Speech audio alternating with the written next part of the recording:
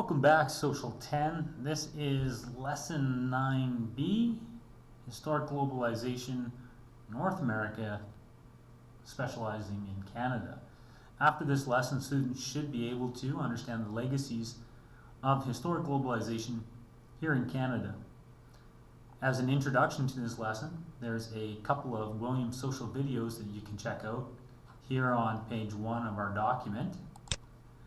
The first one should answer the question about the legacies of cultural contact, not only here in Canada on the lives of the Métis and the abusive system of the residential schools in Canada, but also focuses globally on the Kurdish people and the scramble for Africa. The second video that she offers us is entirely focused on Canada's story, and specifically she talks about the political, economic, and social impact of imperialism on Indigenous people.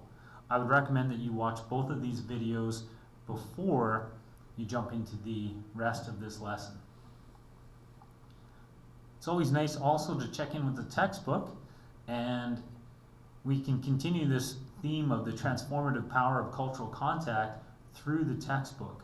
So specifically, using the textbook, we can see the power of early contact referenced in the textbook on pages 162 to 165. And when we look at pages 162 to 165, what we see would be the clash of social values. This is repeated again on page 171 and on pages 181 to 183. So I'd ask you to take a moment, look in the textbook for the transformative power of cultural contact, and specifically see if you can see the clash of values that is the consequence of globalization. So when people come into contact with each other, there's no guarantee that their value sets will be the same. So there may be a resultant clash of values, and we saw that here in Canada. Another part of the story of transformative power of cultural contact in Canada is attached to the economic side of globalization, and we can see that on pages 163, 166 to 167, and on page 172. Unfortunately, the story of globalization here in Canada does have a section that leads to bloody conflict and war. The creation of war is on page 170. Other legacies include page 174 and depopulation, and to return back to a term from related issue 1, we also see assimilation on pages 175 to 179 and 200 to 201. So this first section of the assignment today, we're asking you to look at the textbook and review the concepts of the transformative power of cultural contact by looking at the clash of social values, the power of economic globalization, the creation of war, and the resulting cultural effects like depopulation and assimilation. The next step that we have here today is the idea of water. So we want to look at the current reserve system in Canada and see if we can create some kind of insight into, in almost like a report card situation, like, what type of quality of life is there on the reserves. And many people look at some of the reserves in Canada and they see problems that, for example, one of the most basic needs that we have is clean water, and there's a number of reserves in Canada without clean water. So I'd like you to read this article that there's a link to here that talks about the issue in Canada of a lack of clean water. Oh, I'm going to have to make sure that that link works, otherwise I'm going to have to take that out.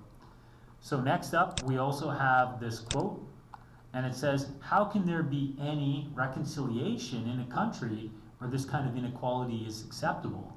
And the quote is coming from one of the reserves where they have to boil water because there is no clean water.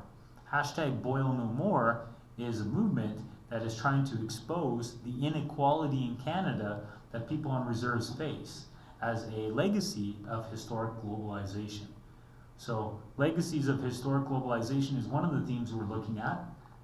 And here we can see that one of the legacies of historic globalization is inequality in terms of quality of life in Canada, and more specifically that inequality can be measured by access to things like clean water. Next up, we have a quote by Harold Cardinal.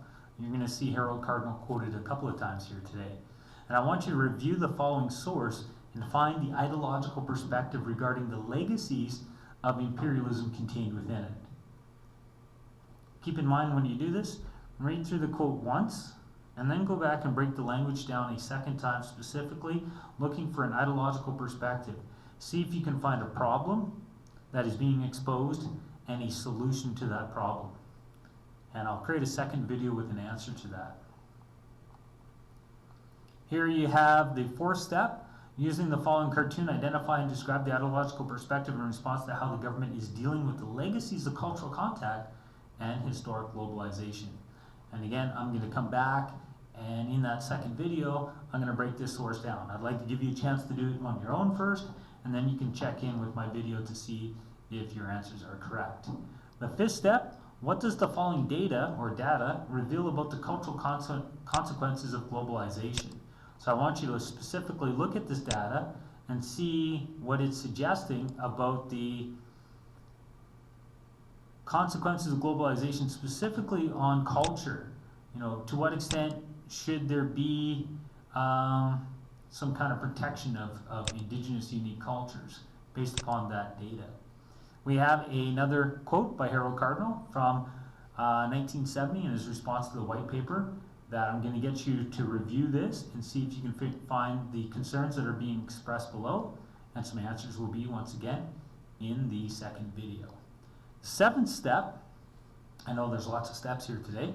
Seventh step is use the following three articles to answer the question, should there be private property on reserves? So there's three quick articles to read, and in them there's perspectives that should help you find an answer to that question. Number 8, use the following article to review how some see the Indian Act. And there's some great language within this source.